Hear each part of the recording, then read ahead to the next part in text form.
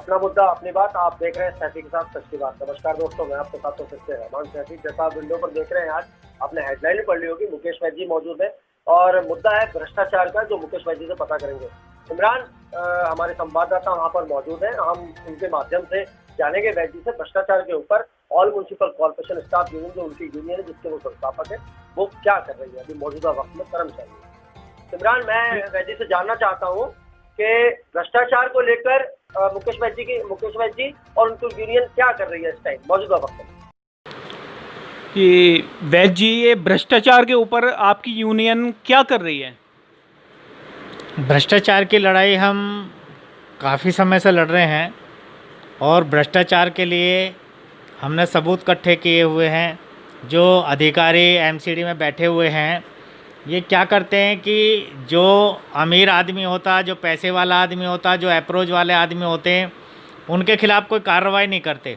और जो सफाई कर्मचारी या गरीब तबके का आदमी होता है, उनको ये लोग परेशान करते हैं। अभी आपने देखा होगा कि जैसे जन्म पत्री बनानी है, किसी का मृत्यु प्रमाण पत्र बनाना है, तो उनके लिए 10-10, 20-20 हज़ार रुपये उसमें रिश्वत के लेते हैं। और जैसे कि किसी का नाम ज़रा सा भी गलत हो जाए, गलती बिल क्लर्कों की होती है, जो अंदर बैठे हैं कंप्यूटराइज, जो उनकी गलतियां होती हैं, लेकिन आम पब्लिक उसको भुगतती है। और ऐसी जो हमारे यहाँ कर्मचारी होते हैं, उनके साथ भी शिकायत होगी अधिकारियों की, गाज गिरेगी कर्मचारी और इंस्पेक्टर और एएसआईओं पर। तो हम ये भ्रष्टाचार की लड़ाई काफ़ी समय से लड़ रहे हैं। और अब ये बीच में थोड़ा सा कोरोना की वजह से सारा सिस्टम बंद हो गया है। अभी सरकारी ऑफिस सारे बंद हैं। अभी हमारे एमसीडी का ऑफिस भी कोई अधिकारी नहीं बैठ रहा है। जैसे ही ये सीट पर बैठेंगे, हम फिर इनके पुतला दहन करने शुरू कर देंगे भ्रष्टाचार के खिलाफ।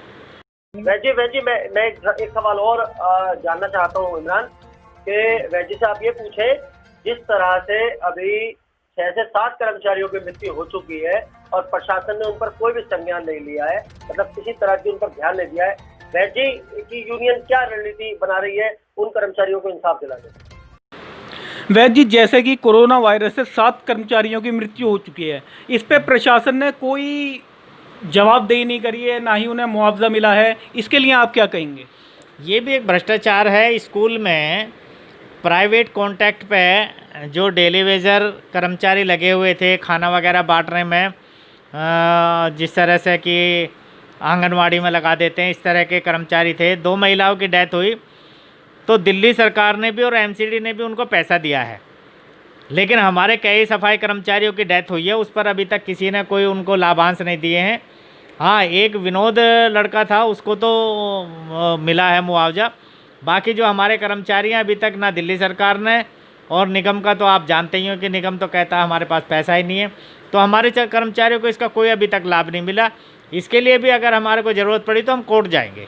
इमरान, मेरा एक सवाल और है वैद्य से। मैं जानना चाहता हूँ कि जिस तरह से अभी कोरोना काल के अंदर कर्मचारियों की भर्ती को लेकर एक बहुत बड़ा मुद्दा उठा हुआ है, क्या निगम में कर्मचारियों की भर्तियां होनी चाहिए या नहीं होनी? वैद्य जी क्या सोचते हैं? जी वैद्य जी, जिस तरह से ये कोरोना वायरस फैला हुआ है, इसमें निगम कर्मचारियों की भर्ती होनी चाहिए या नहीं होनी चाहिए, या आप क्या कहेंगे इस पर? ये कोरोना महामारी नहीं, निगम कर्मचारियों की तो वैसे भी भर्ती होनी चाहिए, क्योंकि दिल्ली की जनसंख्या को अगर हम देखें तो जनसंख्या के आधार पे भी, और दिल्ली का क्षेत्रफल भी काफ़ी बड़ा है। अगर हम इधर करावल नगर वगैरह की साइड जाएं तो बहुत लंबा क्षेत्रफल बड़ा है। और दिल्ली में जो आज से अगर हम 20 साल पहले का इतिहास उठाएं तो यहाँ पर 40-50 हज़ार लाख पब्लिक थी। आज 2 करोड़ के करीब आबादी है। तो गवर्नमेंट का जो सिस्टम है वो बताता है कि एक पब्लिक का आदमी 950 ग्राम गार्बेज डेली पैदा करता है। तो आप 200 करोड़ अगर आदमी दिल्ली में रह रहा है, तो उनके हिसाब से, जनसंख्या के हिसाब से और क्षेत्रफल के हिसाब से भर्ती होनी चाहिए। जी, ये बिल्कुल पक्ष में है, नहीं भर्ती के। मैं जानना और चाहता हूँ, जिस तरह से अभी निगम कर्मचारी शादरा साउथ जोन डीसी साहब ने सामान बांटा है कर्मचारियों को, वैद्य जी का क्या विचार है? क्या वो सामान पूरा पड़ेगा कर्मचारियों को? जी वैद्य जी, जैसे ये शादरा साउथ जोन में सामान बांटा है, ये सामान पूरा होगा कर्मचारी को या कम पड़ेगा? कर्मचारी के लिए डीसी साहब ने जो बांटा, अभी सामान बांटा कब है? मैंने तो देखा नहीं है। जो ये 3 महीने से कोरोना महामारी फैली हुई है, इसमें 1-2 जगह 10-20 लोगों को देने के बाद उसके बाद कोई सामान नहीं रहमान जी ये मना कर रहे हैं, इनके सामने कोई सामान नहीं बटा, लेकिन हमें खबर मिली है 2 दिन पहले बटा जी, 2 दिन पहले बांटा है डीसी साहब ने। आपको जानकारी है या नहीं? नहीं, मुझे इसके बारे में जानकारी नहीं है, और अगर डीसी साहब ने बांटा भी होगा तो 10-20-50 लोगों को ही बांट देते हैं। ये वो एक फॉर्मेलिटीज पूरी करते हैं और दिखाया कि जी हमने देखो सामान बांट दिया, बस छुट्टी। अब इधर सादर दक्षिण क्षेत्र में जी 8,000 सफाई कर्मचारी है।